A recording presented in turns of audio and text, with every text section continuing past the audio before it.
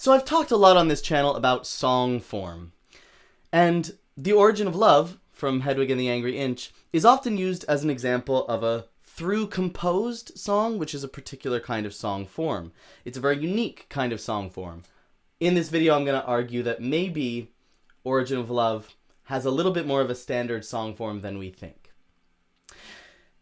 If you don't know me, by the way, hi, my name is Mateo Chavez-Lewis. I'm a professional musical theater composer, splitting my time right now between here in Toronto and New York City. And you're watching Music Theater Theory, whoa! So, let's take a look at The Origin of Love. I absolutely adore this song from Hedwig and the Angry Inch, which is a musical that I love. It has a very special place in my heart. I played Hedwig in a production that I put on with my friend of the show when I was 15 years old in my parents' basement. So me and this show go way back. And I want to talk about the song form here, because song form is such a misunderstood concept. It's actually quite simple. We label the way that songs repeat, and that shows us their underlying structure. It shows us how they work. AABA is an often used song form, and that basically means that there are two A sections. So one section of music that we label A, and then we repeat it. Then there's a B section, which is a different section of music that we haven't heard yet that provides some contrast, and then we come back to a repetition of that first A section of music. So we have AABA. That's a very standard song form.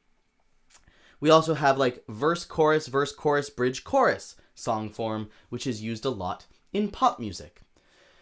If a song has no discernible form, meaning that there's no repetitive sections, then it's called through composed, meaning that basically it's composed all the way through without any sort of repetition, any sort of form, any sort of chorus that we keep coming back to.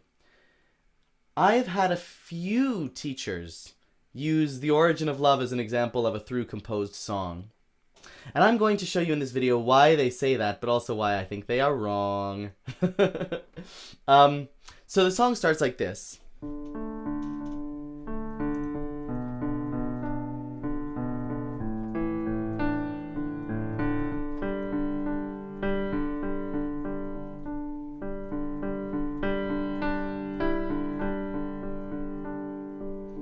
Which is just a beautiful intro. It extends longer than you expect it to extend. There are 4 chords, so we would expect that they each get 1 bar, but then we hold out this G chord for 4 whole bars, so it extends longer than you think, which gives the singer a lot of time to, get into the mood of the song and process what they're about to say before they sing. It also uses a lot of these open chords. D5 is one way of writing that. An open chord is basically a major triad or a minor triad, it doesn't matter, without the third note. So the third note is what determines if it's major or minor. That's D minor with D and A, and then this F in the middle. This is D major with D and A, and then an F sharp in the middle. If we take out the F or the F sharp in the middle so that there's nothing in the middle, it's just that D and that A. It's a very open sound. It's not major or minor because we don't have the middle note that's going to tell us whether it's minor or major. And because of that, it creates this very kind of ambiguous sound. We don't know if it's happy, we don't know if it's sad. That kind of a chord is often used a lot in rock music too, because of the way that it interacts with the overtones of electric guitars. If I play that on an electric guitar sound effect, listen to this. Like, there's so much juice, there's so much drive and so many overtones in an electric guitar sound. Like, there's so much going on there sonically when I just play even one note compared to a piano. A piano is very much do. It's just like, it's closer to just that note, but then an electric guitar has all of these extra frequencies on top. And so, if we tried to put all 3 of them, all 3 notes in the triad, those overtones would get kind of clashy with each other. So oftentimes that open fifth is used rock music because of that, because of the presence of electric guitar in that kind of music. Hedwig sings, when the earth was still flat, and clouds made a fire, and mountains stretched up to the sky, sometimes higher. And then she tells this whole story about how there were folks who were connected to each other, and then she goes, and they never knew nothing of love. It was before, the origin of love. The band cuts out, see those rests, and then we come in on the downbeat. The origin of love, the origin of love, the origin of love.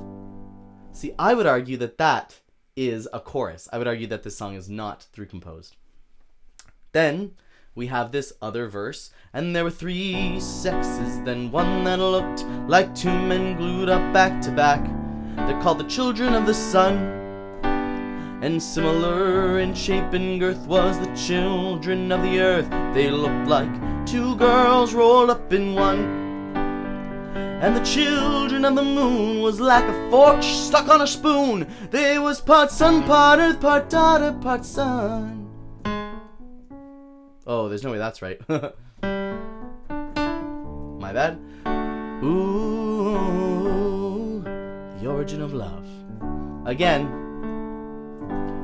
that's basically the same as what we heard before, right? We have this D, G, D, G, and Hedwig is singing the origin of love. D, G, D, G. The only difference is we don't have these echoes from the band. But otherwise, it's the same thing. It is a piece of repeated music. Then we go dal segno al coda, which means we go back to this little sign that tells us. And then when we get to the place that says to coda, we jump ahead. So here it says see additional lyrics. And the additional lyrics are, now the gods grew quite scared of our strength and defiance. And Thor said, I'm going to kill them all with my hammer like I killed the giants.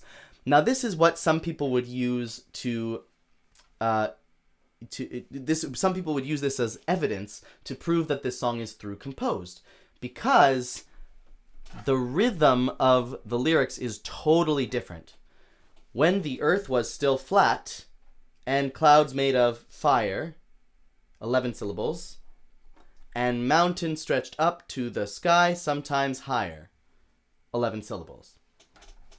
If fire and higher, you count them as 1 syllable, fire and higher, depending on your accent, I guess, and fire and higher make them both 12 syllables, depending on how you count them. Regardless, it is not the same number of syllables as the later verse. When we get back here, we have, now the gods grew quite scared of our strength and defiance, 13 syllables. And Thor said, I'm gonna kill 'em all with my hammer like I killed the giants. 19 syllables. So nothing even close to the same, right? The melody is going to be very, very different. But the chords underneath are the exact same. In the sheet music, we literally come back to here and read these chords over again, even though the singer's doing something different melodically, or actually rhythmically. Melodically, it's very similar, right? When the earth was still flat and clouds made of fire, now the gods grew quite scared of our strength and defiance, and Thor said, like, even though there's more syllables in the second verse or the second repeat, it's still very similar, the melody. So it's like a variation on itself. So it's not a direct repeat, but I would still count it as a repeated section. I would still say that that is a verse 2, a second verse. Then we come back to he let out a laugh, said I'll split them right down the middle, gonna cut them right up in half. That's what's happening here in the second repeat in the lyrics. And then instead of going to the chorus, we jump to a bridge section, which is different. And the storm clouds gathered above into great balls of fire, fire, fire, fire, fire, fire, fire. And sometimes they even loop these bars, so there's 4 bars. And then fire shot down from the sky in bolts. This is all different. So this is a bridge section. This is new. This is a new piece of music. And it ripped right through the flesh of the children of the sun and the moon and the earth. Blah, blah, blah, blah, blah, blah, blah, blah. This whole section leads us back to the D again. And here we have a very similar little guitar riff to the intro.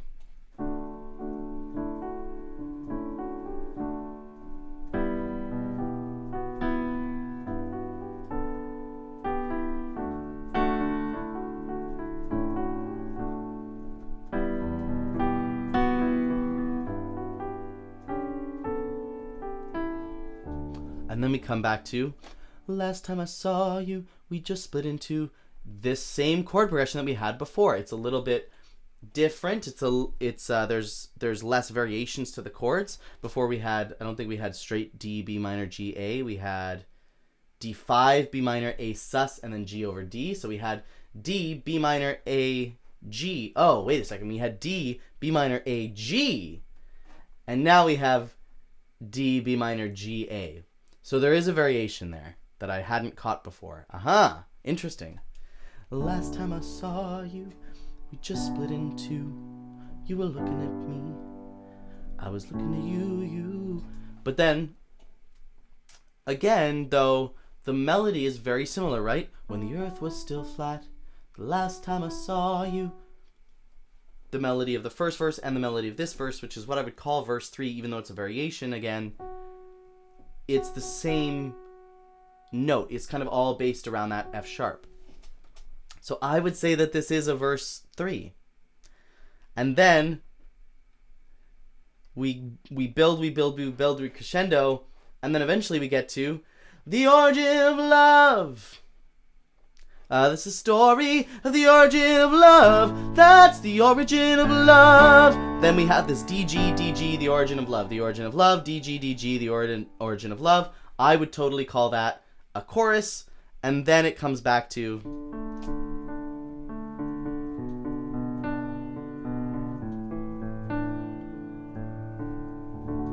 So almost the same thing as the intro, just we don't get that G at the end. It resolves to D, which is... We're in D major, so that's the home chord of the key. So it's a very nice place to end. So we have some variation going on throughout the song, right? That is why people often point to this as an example of a through composed song, because none of the verses are exactly alike. This verse and the second time we come around with now the gods grew quite scared of our strength and defiance, they're not exactly the same because the second time the syllable count is different. So the melody has to adjust slightly to compensate. When we get here, this part doesn't even repeat. This like repeated B minor, B minor, B minor, that section doesn't repeat at all. So it's kind of like a different verse that never comes back. The chorus keeps coming back though. The origin of love, that idea keeps coming back.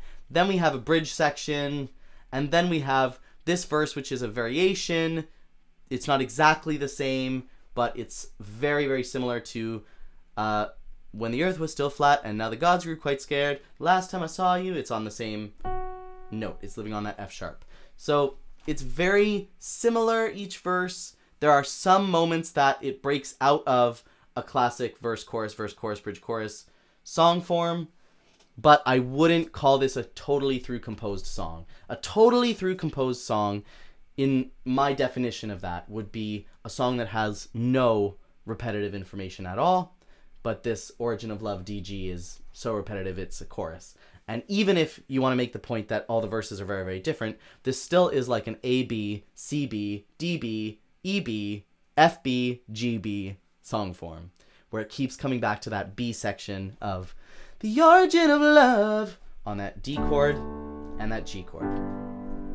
Anyways, I hope you found this interesting. It's a little bit different than what I usually do, diving so deeply into song form, but I think that that is a really important thing to talk about when we talk about this song, especially because in rock music, the harmony itself, the musical ideas themselves are not where the most communication comes from. It comes from the words, and it comes from what the players choose to do. And that's just in the style. So how the singer sings it, how the guitar player plays it, all of those things, how the band comes together on the song is more important and communicates more than the musical information that's actually on the page. You know, this chorus is just D and G, but it's up to the band to elevate that, right? So it's a little bit harder to analyze in depth the way that I would analyze, you know, a very classically composed piece like a Stephen Sondheim or a Leonard Bernstein.